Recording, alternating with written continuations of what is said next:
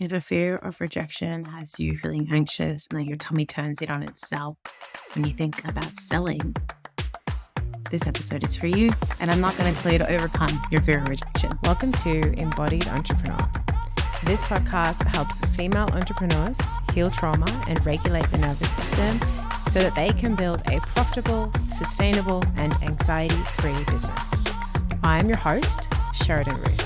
By the end of today's episode, you will know the unconventional advice to stop trying to be free of fear of rejection when selling, one nervous system tool to use today to make sales abundant and easy, and the key to feeling confident even when somebody says no on a sales call. Thank you to Natasha for recommending this topic and asking for this podcast episode. If you have one that you would like to suggest, please send me a DM on Instagram. So the unconventional advice is stop trying to be free of fear of rejection when selling. I was speaking a little bit to Natasha about this. I see a lot of people who are like, how to overcome your fear of rejection, how to move through limiting beliefs of rejection. And I think this is really wonderful, well-intentioned advice. As a trauma therapist, I can see why it doesn't work for a lot of people. So I'm going to give you an opposite approach. And I just want you to, it's not that either of them are correct, right or wrong. I think that different strategies can help at different times. And so this is just a new strategy for you to try on and just feel in your body which one makes the most sense for you. So we have this fear of rejection, right? What usually is happening when a fear of rejection comes up, I'm afraid that they're going to say no. If I ask them, right, it's like coming up, it's like, oh, I don't want to pitch to them because what if they say no? I don't want to do a sales call because I'm really worried about what would be really awkward. I don't want to ask them if they're ready to purchase something now because what if they say no? Or what if they feel like they can't say no, and etc. What I've noticed as well is when we're operating from a place of fear of rejection, we cultivate environments where we connect with people who, number one, can sense that in us and don't want to say no to us because they can see how much it would hurt us. And number two, they're just people who struggle saying no. And I don't know about you, but when I first started sales, actually, and specifically coaching sales, I'd say, it just felt so uncomfortable to have someone do this wishy-washy no and be like, yeah, like, you know, like, I'll get back to you. It's like nobody wants to be oscillating between yes and no. And nobody wants to hear somebody say yes when what they really mean is no. And the reason this feels so bad is because there's a lack of congruence and your nervous system picks up on that and it feels really shitty.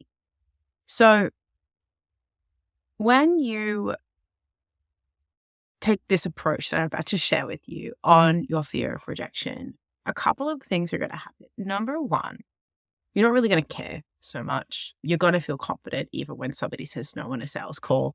It's just not going to be such a thing for you saying like, no, you're going to be kind of happy. You're going to be like, okay, cool. Like, let's move on to the next so that I can find the person that is the correct fit. It's a very neutral thing. It just has no emotional charge at all. It's a good thing because it's a clear response. And you're going to have less of those. You're going to save time and energy, so much time and energy, because you're going to have less of those conversations where it's like, yeah, like somebody, they don't really want it. You kind of feel weird talking about it to them, but they haven't really said no yet. So it's like this weird energy and you're like, and you're going to have more really honest and open conversations of, hey, this is what this product is. Hey, this is what this service is. What do you really feel like you need? Oh, cool. It matches up in this way. Well, we can make sure that it works in that way. Oh, yeah, cool. That like it's a collaboration, which I think is what most of us actually want when we're selling our services. We want it to feel like a co-creative process where I feel honored, respected, admired, and so do you. And that is what I cultivate on my embodied sales call. And it's because I took this approach to my fear of rejection. And that is, usually your fear of rejection occurs when your inner child, we all have an inner child that is afraid of being rejected. It's a nervous system thing and it usually is like a word that is held within the system, both on a very human level, but it's usually accentuated at some point in childhood. And so we hold on to this kind of inner child, and that's holding this wound. Now, being rejected on a primal level, being taken and put outside of the tribe, is cause for concern, because your body thinks, if I'm not a part of the tribe, then I can't get my needs met. I'm not going to be safe, because we're kind of pack animals, right? We're social animals and we need society to keep us safe. So what ends up happening is that very primal fear of I want to be included in the tribe gets wrapped up in an underdeveloped psyche of our inner child. And then unless we go in and we do a little bit of work around that, and then now that gets pulled into our adult life, and then that gets pulled into our business when we make a business. So often what happens is your inner child is using the business to get their needs met. Now, your inner child, it's not going to get its needs met from the business or your income, or like a lot of the time your partner, or having a special car, right? Like the only way that the inner child can get its needs met and it can feel safe and protected is when you care, protect for it.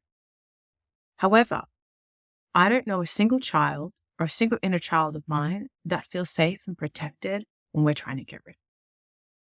So if it has this fear of rejection, don't get rid of it. Don't try to get rid of it. Love it. Say, yeah, I can see how important this is for you.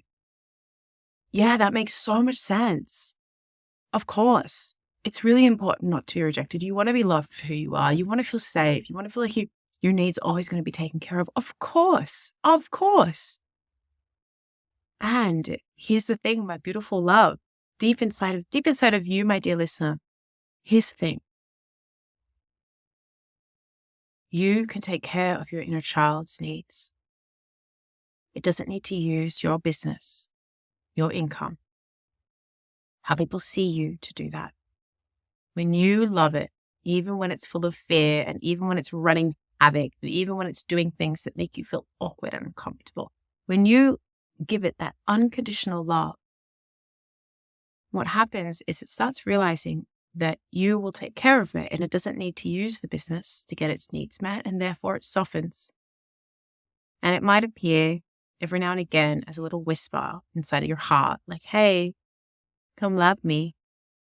It stops appearing as awkwardness at the end of a sales call. It stops appearing as prove me, pick me energy when you're marketing. And what happens is it frees up space to just express yourself. So we want to teach the body that it's safe to meet the needs of the inner child without using our income, our business, or other people. That is really important.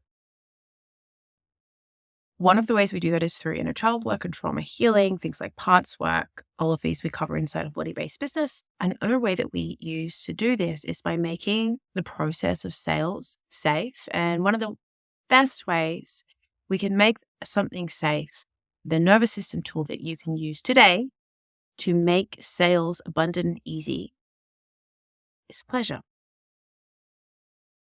Pleasure is inherently regulating to the nervous system. Obviously, we can feel pleasure. It teaches us that we're safe enough to feel pleasure. I certainly wouldn't feel pleasure running away from a bear. So pleasure regulates the nervous system. And it's one of the little things that so if there's something where your inner child is coming up and saying, well, there's a bit of a fear here, one of the things that you can use, apart from like more direct inner child work, is a pleasure sandwich.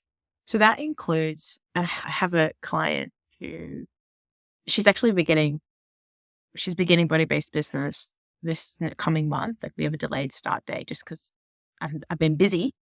I've been very busy. So one of the things that we spoke about on her and Buddy's house call was this pleasure sandwich.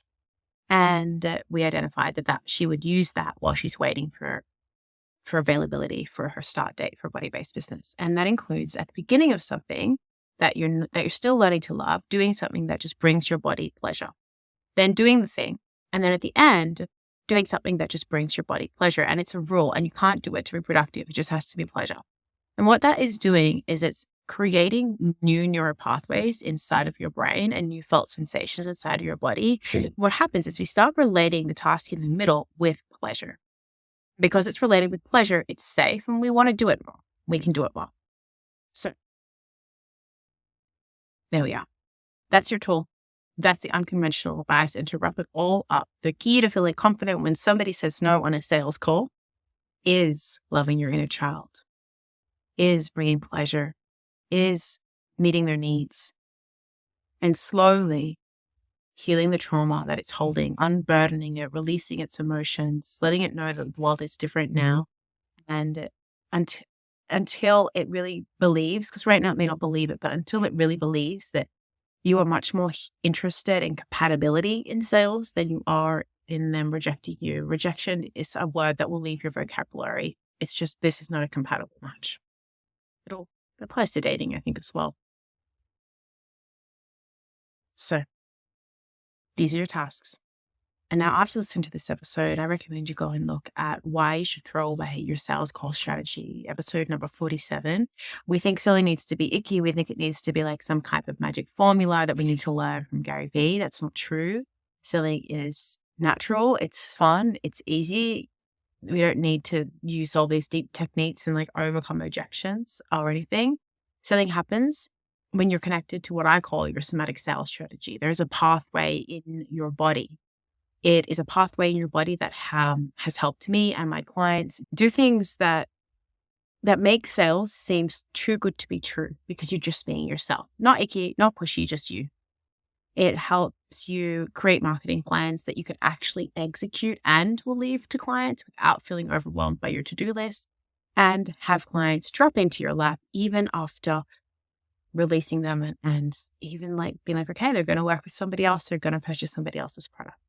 You'll find the link to episode number 47 down below in the notes.